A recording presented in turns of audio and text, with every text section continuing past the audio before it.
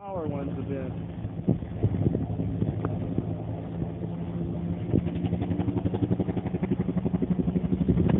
Yeah, look at this. Look at this. Look at this. It's crazy.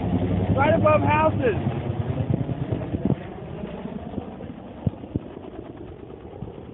And it totally shakes everything and makes it miserable. I have no idea what these people think they're doing. This is not even, we're way outside the air show down here. We're about 5, 6, 7 miles away. These guys are just like, once they get out of the air show, they're coming over here in these neighborhoods and just buzzing. Look at this.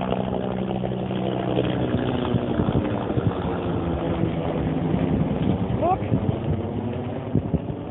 how ridiculously close it's coming to like neighborhoods. Just buzzing over. Oh, there's a housing development over there. And it, man, I'm telling you, if you're in the house, it shakes the freaking house. Dear Air Show people who are running it, please stop.